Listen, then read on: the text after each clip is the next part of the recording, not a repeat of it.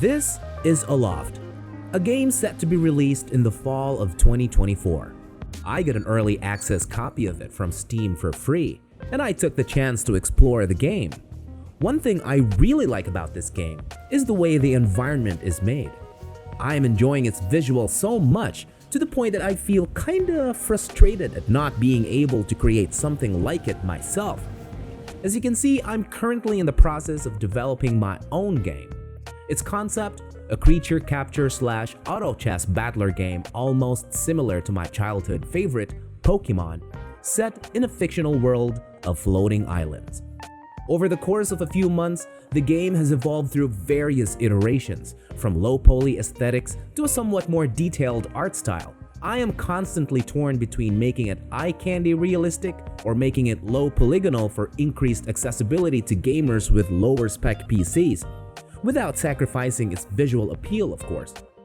Game developers out there would know that the struggle is real, like how the game world should look like, how the trees should appear leafy or not at all, or how the overall visuals should coincide with a storyline.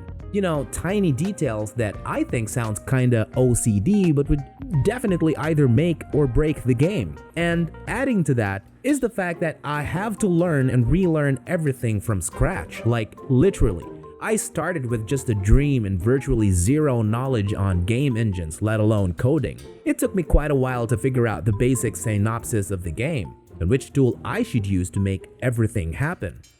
After sifting through a number of game engines, I finally settled with Unity. Unity, the engine that's perfect for beginners. But I do know a tiny bit of 3D modeling though.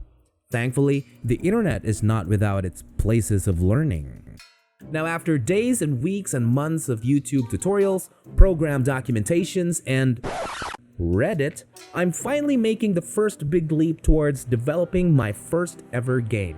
As they say, a journey of 1,000 miles begins with a single step. So, off I went, and I haven't looked back since. Here is the first iteration of my game world. At first, I was impressed by the way it looks. It was okay to say the least, but there's a catch. The terrain isn't the standard terrain made in Unity. It's actually made up of pieces of cliff sides that I purchased from CH Assets. However great a job CH did in making these amazing cliffs, I was starting to doubt that this would actually work well with the concept I have in mind. First of all, I want grasses and all other kinds of trees and foliage I could imagine, very similar to Aloft. With cliffy objects used as terrain, there is no way for me to just paint grasses and other foliage onto the ground, except if I individually add grasses onto the surface, something that's very time-consuming, inefficient, and adds a whole lot of objects into the hierarchy. What? It obviously won't be performance-friendly too, especially if I'm bound to cover up the whole world with vegetation. Unity, though, has this thing called Polybrush tool, but Polybrush isn't without its flaws. I am unable to find an option in Polybrush that would make grasses dense enough for my liking.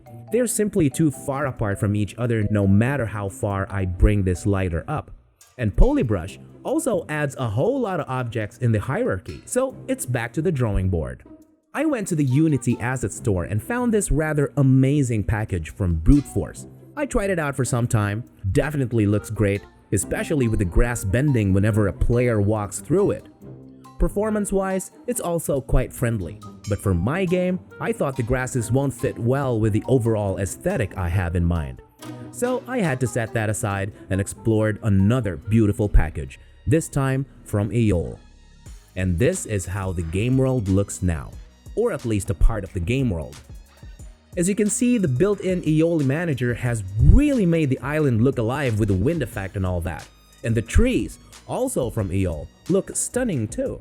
For this landmass, I made a terrain, changed the contours by using the raise or lower terrain tool, and freely brushed the foliage wherever necessary.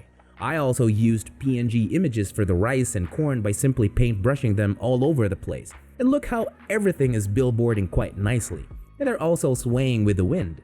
One thing I like about working with terrain is that it's much easier to create hills, defilades, rivers, basically every form of top surface as opposed to doing everything in Blender.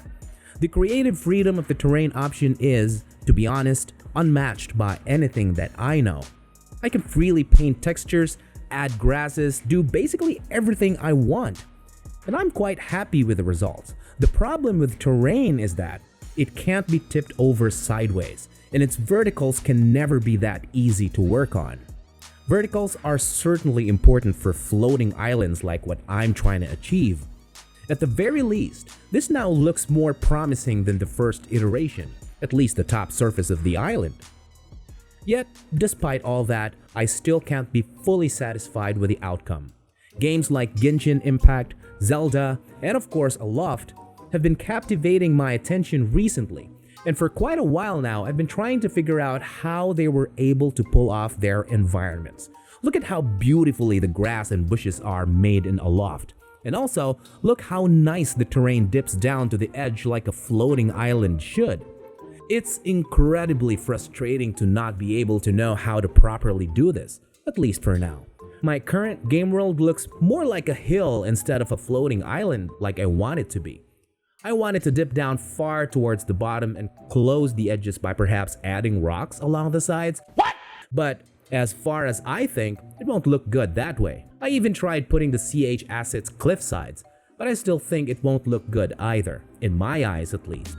For the love of game development, I am asking you for your thoughts on how we can successfully pull this off. I mean, as of now, my sights are aimed towards this incredible game, Aloft, the environment of which I would love to, at least more or less, adopt into my own game. Not necessarily imitate, but just get the idea of how it's done. If you have an idea, you may share them in the comment section below. So, my current vision is too fast and too dynamic, often changing as more and more influences and inspirations come along the way, but I guess this is a normal part of the game development process, especially now that I'm both producing and learning at the same time. As they say, it's not about the destination, but it's always more about the journey.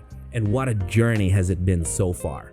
This is the first of a series of devlogs I'm creating, so stay tuned for more. Cheers!